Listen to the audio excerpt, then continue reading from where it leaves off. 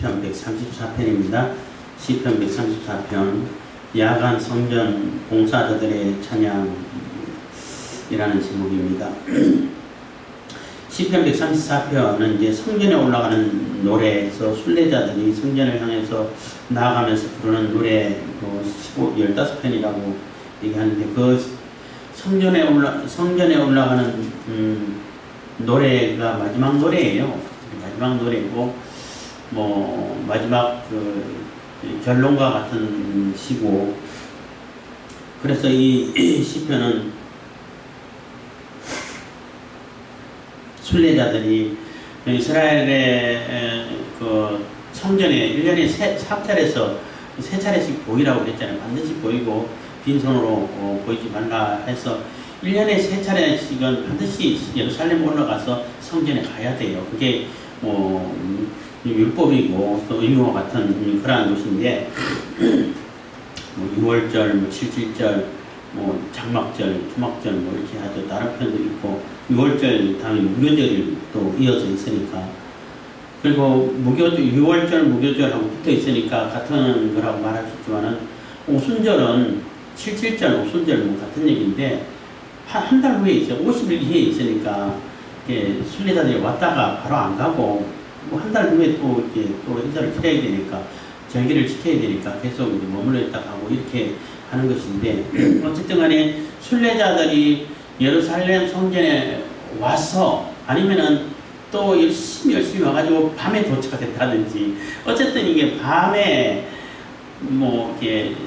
제사장이라든지 레위 사람들이 성전에서 일하고 순례자들이 성전에서 기도하고 이런 모든 자들이 여호와의 종이라고 말할 수 있는데, 그런 자들이 밤늦게까지 성전을 지키고 또 자기가 맡은 바 일을 다 감당해가고, 이 성전이 하나님께 기도하는 집으로서 기능을 계속 할 수 있도록 이렇게 수고하고 봉사하는 그들에게, 순례자들이 밤에 도착한 사람일 수도 있고, 또 이렇게 절기를 다 지키고 이제 밤에 이제 돌아가야 할, 이제 고향집으로 돌아가야 할 그런 사람들일 수도 있고, 그거는 알 수가 없죠.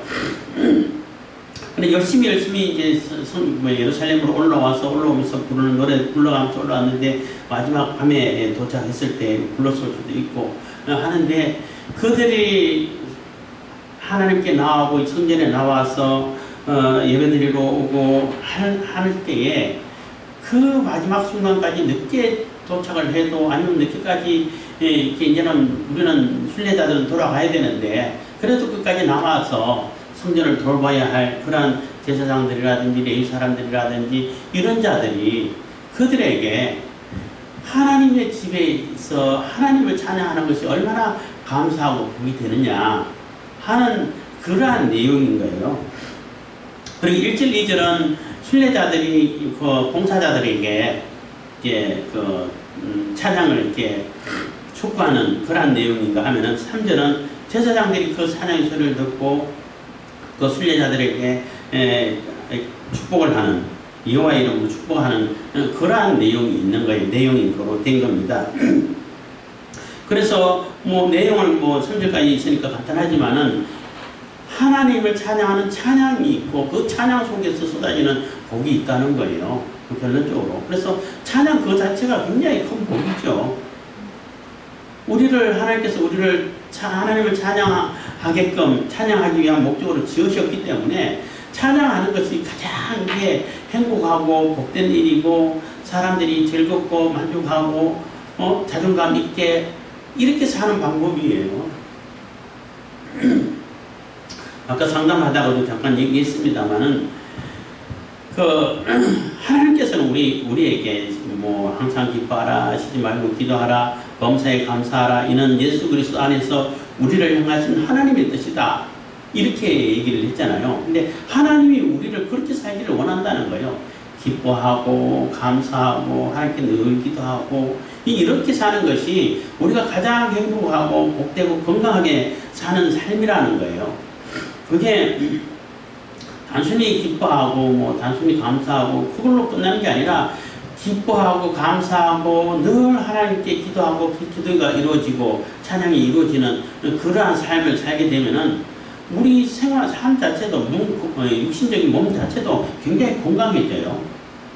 뭐, 웃음 치료라든지, 뭐, 또 이게 음악 치료라든지, 이렇게 다 같이 연결되는 얘기인데, 그래서 우리가 항상 기뻐하고, 또 감사하고, 하나님께 늘 기도하는 이런 삶을 살게끔, 이렇게 촉매제 역할을 해주는, 또 이게 아주 이렇게 굉장히 중요한 요소 중에 하나가 찬양인 거예요. 늘 찬양하면, 그래서 아까 그분한테 억지로라도 찬양해라. 찬양 안 나와도 막 속이 상해도 그냥 찬양해라. 억지로라도 찬양하고 억지로라도 감사를 한번 해보세요. 이렇게 얘기했는데 그거 굉장히 중요한 거예요. 왜냐하면 하나님이 우리를 찬양하게끔 찬양할 목적으로 찬양을 받으실 목적으로 지으셨기 때문에 어떤 모양을 가지고 있든지 어떤 모습이든 간에 하나님을 찬양하면 그 찬양이 하나님께서 기뻐 받으시고 또 하나님께 찬양하는 우리는 그것으로 인해서 많은 복을 받게 되고 건강을 얻게 되고 풍요의 복까지 받을 수도 있고 그래서 우리가 정말로 만족하고 우리가 이 심령의 만족함을 누리고 행복감을 누리고 우리의 삶의 의지가 삶의 그 의미가 느껴지고 우리가 가치가 느껴지고 인권이 존중되고 하는 것이 다 찬양으로 되어 있는 거예요. 찬양이 기본으로 깔려 있어야 된다는 거예요. 그래서 순례자들이 성전 봉사자들에게 하나님을 찬양하십시오. 지금까지 이렇게 나가고 수고했는데 그래도 찬양을 하십시오. 우리는 떠나가지만은 그래도 남아서 끝까지 찬양해 주십시오. 뭐 이런 의미가 있지 않을까 이런 생각을 하는 것입니다. 33편 1절 안 읽었는 것 같은데 밤에 여호와의 집에 섰는 여호와의 모든 종들아 여호와를 송축하라. 그래서 밤에 밤늦게까지 서 있는 물론 이렇게 교대로 번제가 있어가지고 돌아가면서 하지만은 어쨌든 밤늦게까지 수고하는 그러한 그 봉사자들에게 하나님을 찬양하고 송축하고 하나님께 찬양의 영광을 돌리고 기도하고 하라는 것입니다. 2절 성소를 향하여 너희 손을 들고 여호와를 송축하라. 그래서 성소를 향하여 성소란 얘기는 하나님이 임재하신 임재의 상징 처소잖아요. 상징 임마누엘을 이루는 그러한 하나님의 이름이 있고 하나님의 임재하심의 상징인 그 옷을 향해서 그러니까 하나님을 향해서 들으라는 얘기예요.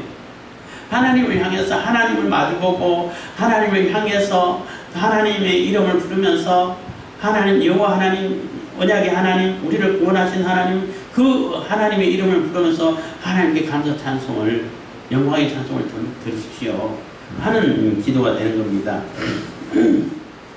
그래서 하나님께서 우리 봉사자들이 손을 들고 하나님을 찬양하고 하나님께 기도하고 그래야 그 기도하는 집이 계속 기도가 이루어지고 하나님이 우리와 함께 하심이 계속 이렇게 유지되어져 가고 그것을 우리가 복으로 누릴 수 있고 하게 되는 거죠.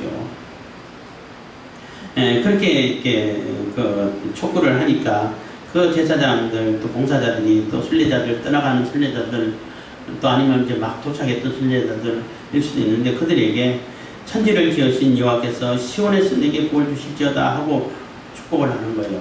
그래서 천지를 지으신 여호와께서 이 모든 천지 만물을 다 지으시고 운영해 가시고 주관하시는 그 여호와 하나님께서 구원의 하나님, 언약의 하나님께서 이 시온에서 시온이 이제 하나님이 선택하시고 하나님께서 세우시고 하나님께서 우리와 함께 하시겠다고 하는 그 임재의 상징이 되는 그 처소잖아요. 이곳 하나님 어쨌든 간에 하나님 계신 곳에서 복이 있다는 얘기예요. 간단하게 얘기하면은 하나님을 향해서 찬양하고 기도하고 또 하나님께 영광의 예배를 드리고 할 때 우리가 그 자체가 복이고 찬양 그 자체가 말로 다 할 수 없는 복이에요. 사실은 특권이에요. 특권.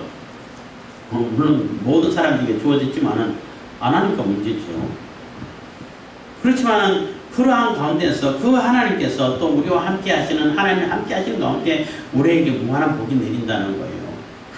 그래서 우리가 하나님께 찬양할 수 있는 것이 얼마나 감사하고 또 뭐 10편 150편 뭐 끝에 나오는 것 6절에 나오는 것처럼 호흡이 있는 자마다 다 찬송하라고 하나님 여호와를 찬양할지어다 하고 명령했는데 내가 호흡이 붙어 있다면 하나님을 찬양해야 돼.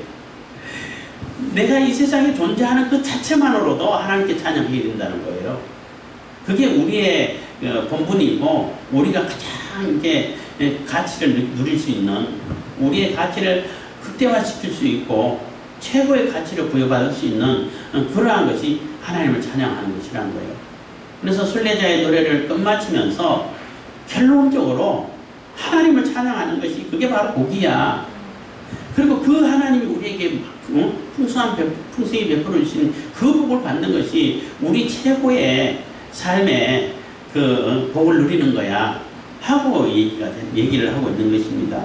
그래서 우리가 하나님을 향하여서 성소를 향해서 손을 들고 찬송하고 찬양하고 또 그 하나님께서 천지를 지으신 여호와께서 함께 하시는 하나님께서 계시는 그곳에서 우리가 그래서 이 순례자들이 뭐 심지어는 멀리 있는 자는 몇 달을 걸어서 왔을 거 아니에요. 옛날 같으면 요즘은 비행기 타고 가면 쉬고 가고는 끝인데 그렇게 뭐 몇 달 뭐 며칠을 걸려가지고 수고를 하면서 여기 도착했잖아요. 여기 도착한 여기서 하나님께서 복을 베풀어 주십니다. 여기 하나님이 함께 하시는 이곳에서 모든 복이 임하고 복이 우리에게 주어집니다. 우리에게 주셨습니다. 그래서 그 복을 누리십시오 하는 얘기가 된다는 거예요. 그래서 언제나 우리는 하나님을 향해서 기도하고 찬송하고 이 삶을 정말 이렇게 잘 이어가야 돼요. 그러면은 우리도 건강해지고 건강한 모습으로 병이 있어도 병이 다 떠나가고 귀신 들였으면 귀신이 떠나가고 이런 삶을 살 수 있는 거예요. 근데 사람들이 그게 또 잘 안 되죠. 잘 잊어버리고 잘 안 되죠. 그래서 억지로라도 찬양을 한번 해보세요. 이 질병 때문에 고민이 있는 분이면 억지로라도 찬양해서 계속 찬양이 내 속에서 우러날 수 있도록 하십시오 하고 이제 권고를 드리는 거예요.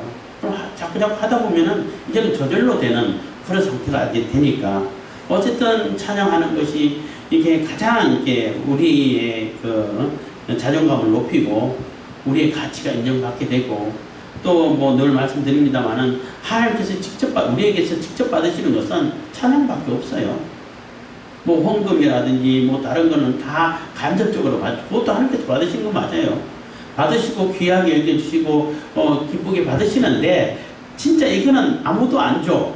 간접적이랑 직접 내가 받을 거야 하는 것은 찬양밖에 없어요.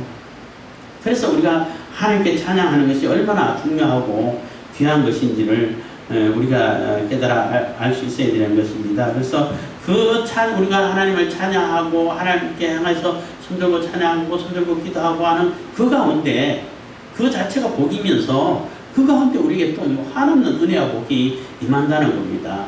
그래서 우리가 또 이웃 형제들에게 축복할 수도 있고 그 복이 같이 나누어지고 또 임하고 나누어지고 그 은혜가 풍성해지고 이러한 공동체가 세워진다는 거예요.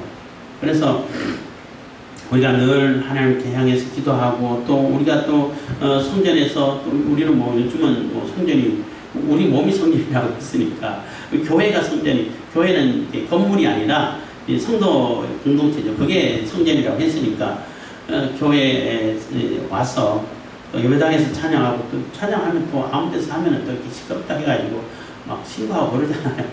예배당에서 하면은 괜찮아. 또 여기는 또 이렇게 뭐 주변에서 시끄럽다 하는 사람도 없고 뭐 또 이렇게 방음도 또 나름대로 잘 되고 하다 보니까 여기서 마음껏 찬양하면은 뭐 얼마나 좋겠어요. 그래서 자주 찬양하는 곳을 쓰시고 그래서 늘 찬양하는 가운데 이렇게 항상 기뻐하고 또 늘 하나님께 기도하고 또 범사에 감사하는 하나님의 뜻을 예수 그리스도 안에서 하나님의 뜻을 이루어가는 그러한 삶을 사는 것이 하나님께서 기뻐하시는 삶이라는 것입니다. 그래서 하나님의 복을 충분히 우리가 이미 받았고 그 받은 복을 누릴 수 있는 찬양으로 누리고 그 가운데 또 더 풍성히 임하는 그 하나님의 복을 받는 그러한 성도들이 다 되길 바라겠습니다.